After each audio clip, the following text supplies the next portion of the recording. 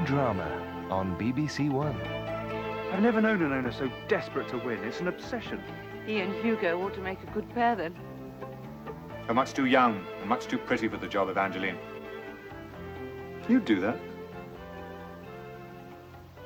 Don't tell me it's Sammy. Don't tell me that. Captain says there are no more passengers. I saw something. He's positive. Have them search the boat. I want to be certain. Drama in the new season on BBC1. In 15 minutes, Everyman visits the Spafford Children's Clinic in Old Jerusalem. That follows the main evening news now with Michael Buerk.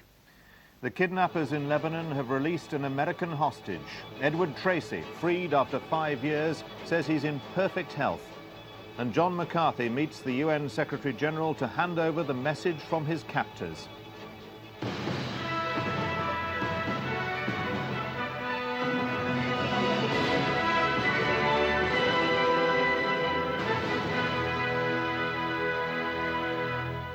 Good evening. The Lebanese kidnap gangs released 2 of their captives today. The American, Edward Tracy, who'd been held hostage since 1986, and the French aid worker, Jérôme Leroux, who'd only spent 3 days in their hands. Edward Tracy, a 60-year-old bookseller, had been held hostage by a group calling itself the Revolutionary Justice Organization. Tonight he was taken to a US base at Wiesbaden in Germany after being handed over to American officials in Damascus. 60-year-old Edward Tracy, nearly twice John McCarthy's age, looked tired and drawn. The older man was more outwardly affected by his 5 years in captivity. He said he hadn't seen a tree, he hadn't heard a car engine in that time. He was held with another American, Joseph Suscipio, who remains in the hands of the Revolutionary Justice Organization. Thank you very much for this lovely turnout of all you people. I pay $100 for each magazine cover. Earlier, Mr. Tracy talked to a journalist from Syrian television. I'm feeling very well.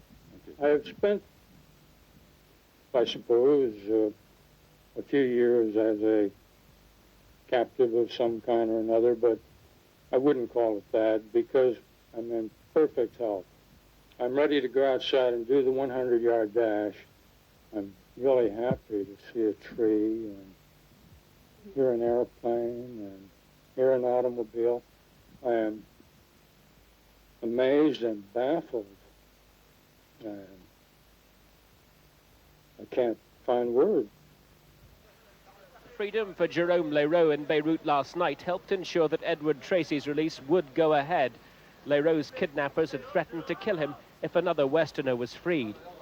But pressure from the Iranians as well as the Syrians kept the process going.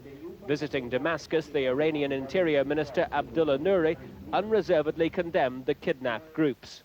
The Islamic Republic of Iran strongly hates these actions, and to the extent possible from various means and ways, we are working that these actions can be prevented. Edward Tracy leaves behind 10 Western hostages who include Terry Waite and Jackie Mann. They must hope that UN intervention requested by Islamic Jihad yields some result. In a statement which accompanied the release of Edward Tracy this morning, the Revolutionary Justice Organization talked of progress in their pursuit of freedom for Shiite prisoners and Sheikh Obeid.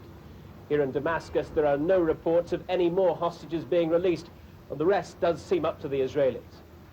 Michael Macmillan, BBC News in Damascus. John McCarthy has handed a letter from his kidnappers to the United Nations Secretary-General at RAF Lynham in Wiltshire. Later, Mr. Perez de Cuellar said the letter was important, but didn't deal specifically with an exchange of hostages. With the news still fresh that another hostage was free, the UN Secretary-General arrived at RAF Lynham to spearhead the efforts to secure the release of all those left behind. He'd come to receive personally the letter John McCarthy has carried from his kidnappers, Islamic Jihad. By acting as envoy and involving the UN leader so directly, he believes he could help open the path to freedom for the others. The letter was handed over in full view of the cameras, a deliberate move said to have been made at John McCarthy's own request. It was later disclosed that it's 6 pages of closely typed Arabic, and although its contents have been described as important, it apparently gives no precise details of a possible deal. After a private meeting lasting about half an hour, Mr. Perez de Cuellar said all the right signals were being given, and he remained hopeful.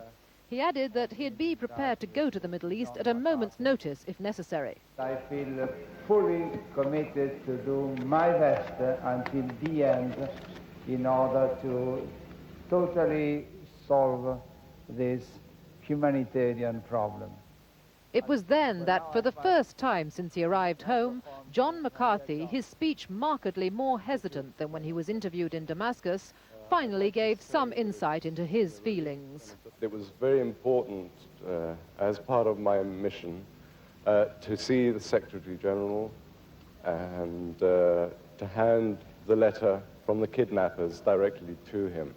They expressed their total confidence that the Secretary General was the man who could work for their interests, in the interests of humanity, to ensure the release of all the hostages in Lebanon and the other prisoners in the region.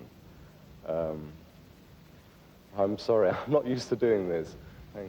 He said he was absolutely delighted at the news that Edward Tracy had been released. I know exactly how he's feeling and what it's like to be seeing the sun, the trees and people as he's driving along. My plans now are to continue here, working with doctors and getting reacquainted with my family and friends. And we're doing this at a very slow level, taking it easy.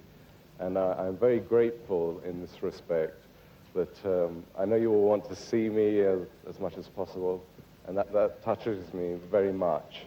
But I do appreciate the restraint and the fact that we have been allowed to do all this very privately. I think it's very good, and I would say that, particularly for today, for Mr. Tracy, if you and your colleagues around the world can continue that, it's an enormous help for us as we get back to normal. We're amazed at how relaxed and happy you seem. It's the drugs. No, I do feel generally very relaxed. I think it has helped, as I said, that I haven't met you before and got all confused, and that I can quietly go over what I've been through and what I want to do. And so I think that's what I do. Also to say that the relationships that I've had with the men I've been held with in Lebanon, Mr. Wade, as you know, I've been held with, and the two Americans just recently, Tom Sutherland and Terry Anderson. They are men of enormous strength, dignity, and humor. And the friendship that we had has supported each other mutually.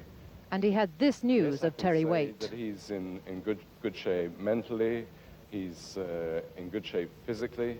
You will remember that he's a very, very big man. Well, he hasn't shrunk, but he's lost quite a bit of weight, and I think he's quite happy about that. It's my belief that the kidnappers do want to end the situation, and that with the good offices of the Secretary General and everybody else who can hope, particularly the Secretary General, it will come to an end. So keep the faith. It won't be too long, I'm sure. That faith now lies with Mr. Perez de Cuellar, who said tonight that the letter gave him a kind of power to continue his efforts. The full text will be released tomorrow.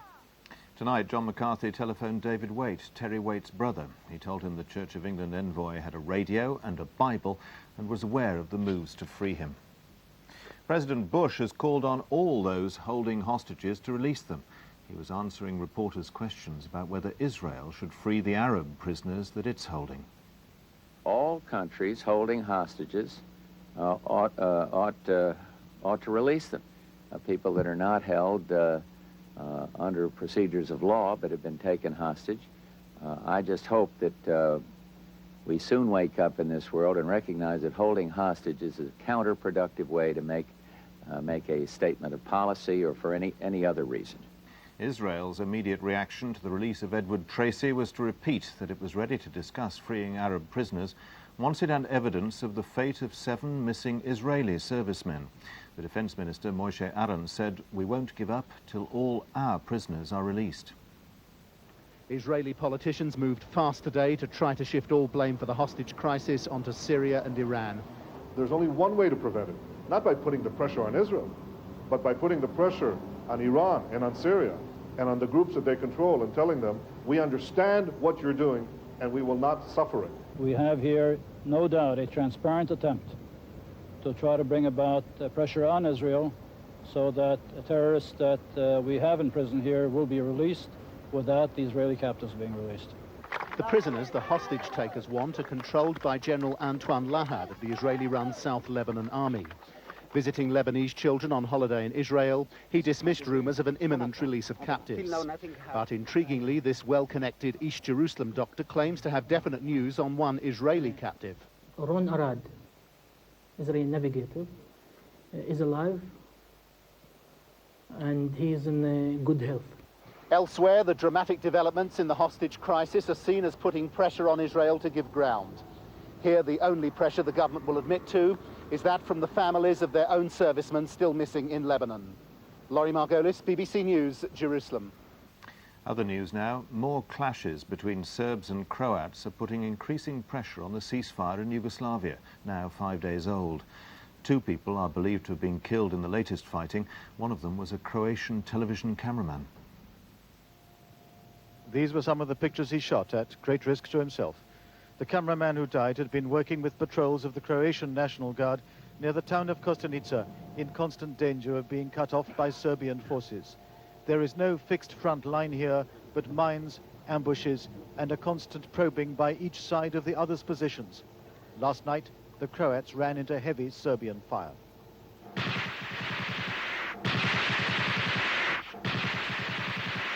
The cameraman Gordan Lederer was hit by small arms and shrapnel.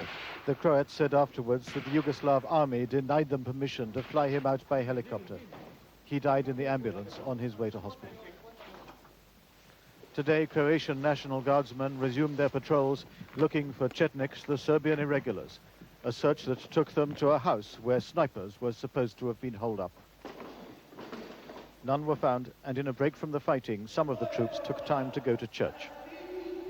In a still almost deserted town, the priest returned to a church full of soldiers, their small arms, and a very few civilians. He told them if they acted without hatred or spirit of revenge, the victory would be theirs. There is neither victory nor ceasefire yet in this part of the country, but a daily struggle for survival along the front lines. Martin Bell, BBC News, Croatia. Albanian refugees have been fighting with police in the Italian port of Bari. The Albanians set up barricades and threw stones and bottles, while police responded with baton charges and tear gas. The riots erupted as the refugees waited to be deported. About 12,000 Albanians arrived illegally last week on board a freighter. The Italian government ordered their immediate deportation. Nearly half have already been sent home. Here, the body of a child found on waste ground in West Yorkshire has now been identified as that of 7-year-old Angela Flaherty. She disappeared yesterday after going for a ride on her bicycle. Her body was found near her home in Huddersfield. Police have begun a murder inquiry.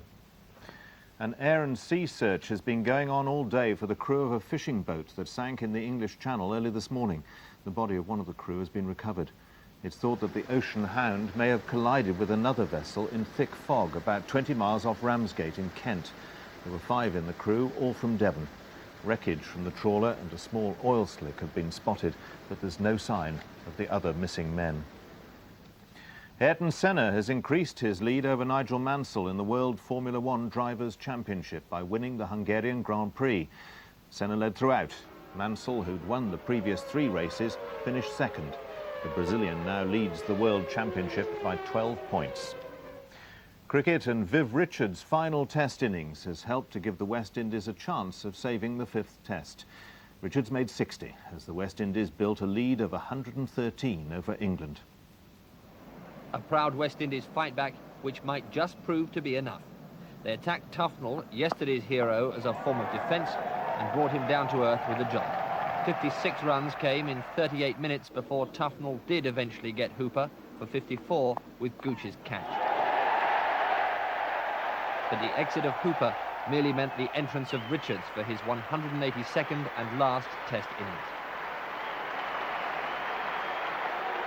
The ovation acknowledged his enormous contribution to the game, but what the crowd wanted now was an entertaining cameo, not a grand match-saving innings. That's effectively what they got. There was the usual Richards style, but it was sparing, not relentless. This was his last, perhaps his finest boundary, but when moments later he tried something similar, it went straight to Morris.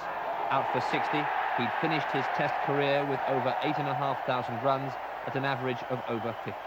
The third highest scorer in Test cricket happily returned the thanks of the crowd, but could hardly share their relief. Richie Richardson, his likely long-term successor, also hit out more rarely than usual, but when he did, it was especially effective. His undefeated 108 has given the West Indies a chance, along with the weather. Bad light stopped play at 356 for 6. West Indies lead by 113 with 4 wickets and a day to go. And that's it from the newsroom this weekend. Good night.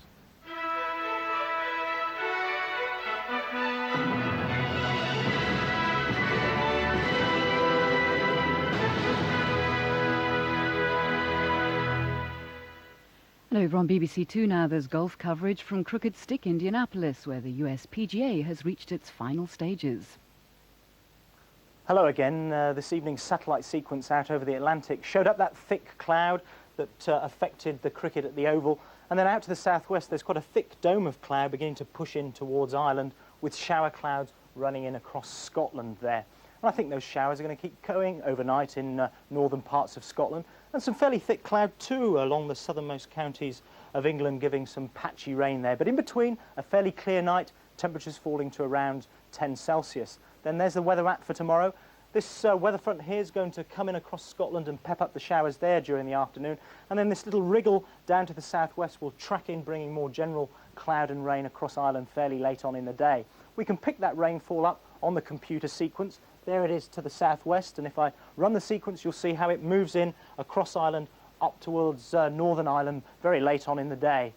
So a fairly bright start in the east, a bright start in the southwest, but it'll soon cloud over during the day, and those showers up in Scotland turning thundery during the course of the afternoon. That cloud and rain beginning to push in towards Northern Ireland after dark, and the temperatures tomorrow, well, a fairly warm 22 in the southeast, a much cooler 16 in the northwest. Beginning on Tuesday, the true story of a cheating husband's ruthless desire for revenge. Sometimes I think if I don't get away from here, I'm going to go out of my mind. He will never take my kids. Never! I have made mistakes, and so has your father. He said you'd say bad things about her. He said it would make my mind sick if I stayed with you. You are going to tell me where the hell she is. Colin, I'm sorry. She can't do this to me. Thatcher thinks he's above the law, and no one's stopping him. Love and Hate, beginning on Tuesday at 9:30 on 1. The loves and hates of Molly Dodd become apparent in 40 Minutes when she expresses some firm views about Davies' newly finished novel. First, this week's Everyman takes us to Israel to meet a remarkable woman who provides shelter for child victims of the Intifada.